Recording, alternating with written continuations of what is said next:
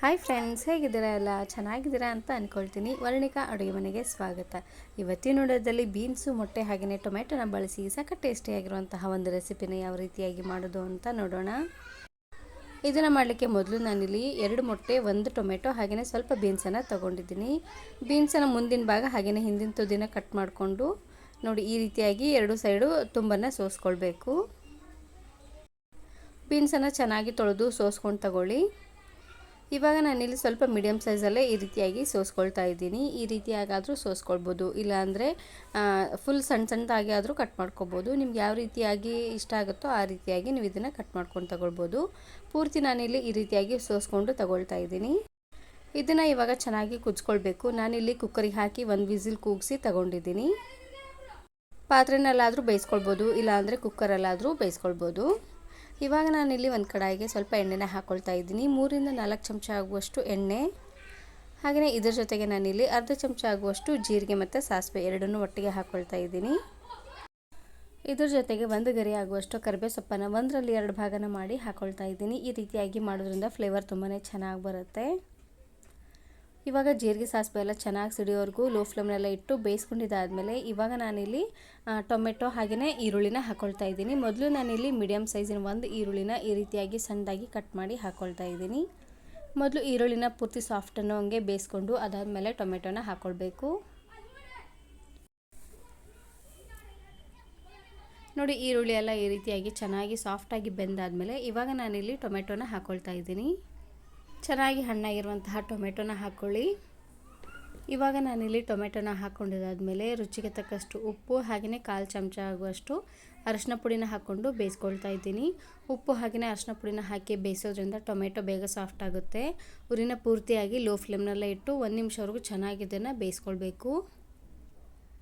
ನೋಡಿ, ಈ ರೀತಿಯಾಗಿ ಚೆನ್ನಾಗಿ ಇದನ್ನು ಮಿಕ್ಸ್ ಮಾಡ್ಕೊಂಡು ತಗೊಳ್ಳಿ. ನಾನು ಇದೇ ರೀತಿ ಬಹಳಷ್ಟು ವೆರೈಟಿ ಆಗಿರುವಂತಹ ರೆಸಿಪೀಸ್ನ ಅಪ್ಲೋಡ್ ಮಾಡಿದ್ದೀನಿ. ವಿಡಿಯೋ ನೋಡಿಲ್ಲ ಅಂದರೆ ಈ ವಿಡಿಯೋ ಕೊನೆಯಲ್ಲಿ ಹಾಕಿರ್ತೀನಿ, ನೋಡಿ ಚೆಕ್ ಮಾಡಿ. ಒಂದಕ್ಕಿಂತ ಒಂದು ತುಂಬಾ ಟೇಸ್ಟಿಯಾಗಿ ಬಂದಿದೆ. ಇವಾಗ ನಾನಿಲ್ಲಿ ಮೇಲ್ಗಡೆ ಮುಚ್ಚಳನ ಮುಚ್ಚಿ ಉರಿನ ಪೂರ್ತಿಯಾಗಿ ಲೋ ಫ್ಲೇಮ್ನಲ್ಲೇ ಇಟ್ಟು ಟೊಮೆಟೊ ಸಾಫ್ಟ್ ಆಗೋವರೆಗೂ ಬೇಯಿಸ್ಕೊಳ್ತಾ ಇದ್ದೀನಿ. ಇವಾಗ ನೋಡ್ತಾ ಇರ್ಬೋದು, ಟೊಮೆಟೊ ಎಲ್ಲ ಪೂರ್ತಿ ಸಾಫ್ಟಾಗಿ ಚೆನ್ನಾಗಿ ಬೆಂದಾಗಿದೆ. ಇದು ಪೂರ್ತಿಯಾಗಿ ಎಣ್ಣೆಲ್ಲ ಚೆನ್ನಾಗಿ ಸಾಫ್ಟ್ ಆಗಬೇಕು. ನೋಡಿ, ಅಲ್ಲಿವರೆಗೂ ಚೆನ್ನಾಗಿ ಬೇಯಿಸ್ಕೊಂಡು ತಗೊಳ್ಳಿ. ಈ ರೀತಿಯಾಗಿ ಬೇಯಿಸ್ಕೊಂಡಿದ್ದಾದಮೇಲೆ ಸ್ಪೂನಿನ ಸಹಾಯದಿಂದ ಸ್ಮ್ಯಾಶ್ ಮಾಡ್ಕೊಳ್ಬೇಕು. ಈ ರೀತಿ ಮಾಡೋದ್ರಿಂದ ಟೊಮೆಟೊ ಅಲ್ಲಿರುವಂಥ ಹುಳಿ ಎಲ್ಲ ಚೆನ್ನಾಗಿ ಬಿಟ್ಕೊಳ್ಳುತ್ತೆ.